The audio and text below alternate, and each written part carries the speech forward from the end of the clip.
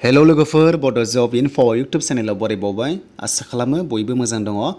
Assam police एलिवर्डानि बागै सावरायनो लादों भिडिअ दा सिगांनि अफिसियेल पिडिएफ फाइल नोंथांमोना नायनो हागोन बेसेबां रानिं खालामनांगोन आरो मा डकुमेन्ट्स नोंथांमोना लांफानांगोन आरो भेकेन्सिया बेसेबां दंमारोमोन आरो लोगोसे एडमिट माब्ला मोनगोन दा गोबां कमेन्ट्स फैगासिनो दङ कुइसन फैगासिनो दङ जे लोगोफोर एडमिट कार्ड माब्ला मोनगोन एलिवर्डारनि तो बेनि सायाव जेबो आपडेट गैया अफिसियेलि तो बेखायनो आं रिप्लाइ होनो हायाखैमोन दा रिप्लाइ भिडिअ लाना फैबाय लोगोफोर बेजों लोगोसे बेसेबां रानिं खालामनांगोन नोंथांमोना बेखौ नायफिननो हागोन जायफ्रा एप्लाइ खालामदोंमोन आसाम पुलिस एलिवर्डाराव दा लोगोफोर जों थांसै गोबाव खालामला अफिसियेल वेबसाइटआव दा अफिसियेल वेबसाइटआव फैनाय लोगो लोगो नोंथांमोना एडमिट डाउनलड खालामनो हासिगोन जाय नोंथांमोना एपिआरआव एप्लाइ खालामदोंमोन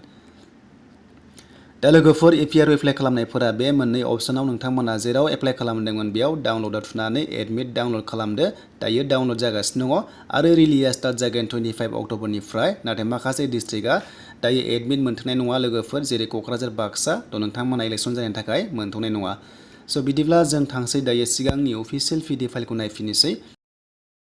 दा बेमोन लोगोफोर अफिसियेल पिडिएफ फाइला दा एलिवर्डारावबो सेलेरिया जागायो 14,000 निफ्राय 49 सिम बेनिफ्राय ग्रेड पे 5,000 पार मान्थ नोंथांमोननो होनाय जागोन जायफ्रा साख्रिया जाना फैयो आसाम पुलिसाव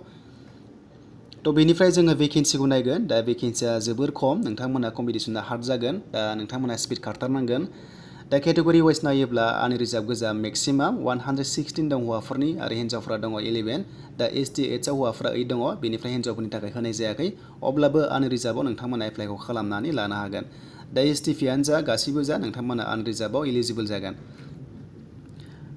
दा नोंथांमोना बेयाव नुनो मोनदों रिजार्भेसन गैया डेट मिन्स कम्पिटिसना बारा जागोन थ' नोंथांमोना मोजां नाम्बार लानांगोन रानिंआव स्पिड खालामथारनांगोन नोंथांमोना 5 मिनिट्सनि गेजेराव हाबनो नाजाथार अब्ला मेक्सिमाम नाम्बार मोनगोन अब्ला नोंथांमोना एग्जामनि थाखाय इलिजिबल जागोन एबा एडमिट मोननाय जागोन दा बिदिब्ला बैसोखौ नायोब्ला 18 इयार्सनिफ्राय 38 इयार्ससिममोन नाथाय जोंनि एसटिफ्रा 5 इयार्स बारा मोनो नालाय थ' बेखायनो जोंना 43 इयार्ससिम जायो आरो बैसोखौ बै समनि एप्लाइ खालामनाय समखौसो लागोन दानिखौ लाया जायफ्रा बैसोआ बारबाय नोंथांमोना अब्लाबो इलिजिबल जागोन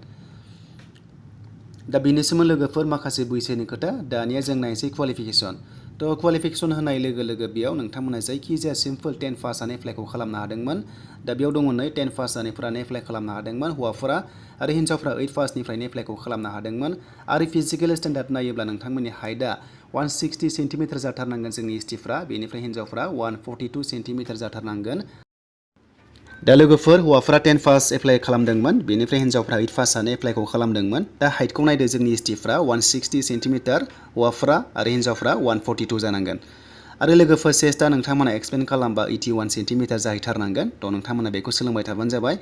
दा ओरैबायदि बुंदों केरेक्टार सार्टिफिकेट नांगौनो दा नोंथांमोना जेराव फरायदोंमोन लास्ट स्टाडिड थ' नोंथांमोना बेनिफ्राय केरेक्टार सार्टिफिकेट लांफानांगोन आरो नोंथांमोना रेलियाव प्रडिउस खालामनांगोन आरो जायफ्रा प्रेगनेन्सि थ' नोंथांमोना फिजिकेल स्टेन्डार्ड टेस्टआव थांनाङा थ' नोंथांमोना डिसक्वालिफाइड जागोन थ' बेखौ लिरनाय दंखायो थ' नोंथांमोनखौहाय खारहोनाय नङा रानिं खालामहोनो हानाय नङा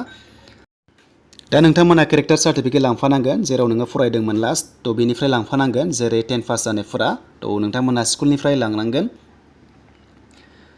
थ' दानिया जोङो गासैबो डकुमेन्ट्सखौ लांफानांगोन जेब्ला रानिं जायो हमना ला फरायनायनि आरो बेनिफ्राय extra certificate employment exchange caste certificate गासैखौबो लांफानानै गांनै फट' कपिस नोंथांमोना लांफाजोबनांगोन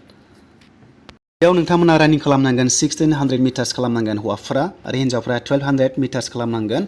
आरो टाइमा मिनिमाम 5 मिनिट्स बेनिफ्राय मेक्सिमाम 6:30 जायफ्रा जास्ट क्वालिफाइड जायो 8 मोननाय जागोन नाम्बारखौ बेनिफ्राय नोंथांमोना 5 मिनिट्सआव खारनो हायोब्ला 15 मोननाय जागोन दा रानिंआव अनलि 15 दंखायो नोंथांमोना हार्डलि खारनांगोन आरो बेनो जाबाय कम्पिटिसना बारा जागोन मानोना अल आसाम थ' नोंथांमोना 15 नि गेजेराव नोंथांमोना 13 एबा 12 मोननाय जाथारनांगोन अब्लासो एडमिट गनायनि चान्सआ थागोन दानिया लोगोफोर रिटेन एग्जामा सानसेयावनो जागोन डेट मिन्स गुवाहाटियाव जानो हागौ जेब्ला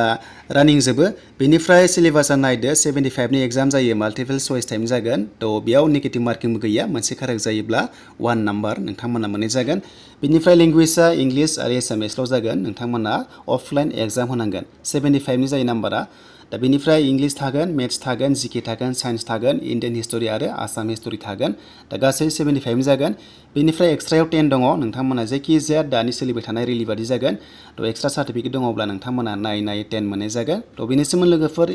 एलिवर्डानि आरो जेब्ला एडमिट गयो अब्ला नोंथांमोना आपडेटखौ होगोन नाथाय दायो गनायनि चान्स गैथ'वा मानोना दानि रेलिया गासैबो कन्डाक्ट जाबासो नोंथांमोना एल अर्डाराव थ' रानिंखौ होनो हागोन। दा बेनिसिम लोगोफोर नोंथांमोना PDF फाइलखौ डाउनलड खालामना लादो। आसा खालामो मोजां मोनोबा लाइक, कमेन्ट, शेयार आरो गोदानै फैदोंबा चेनेलाव साबस्क्राइब खालामनानै लानो हागोन।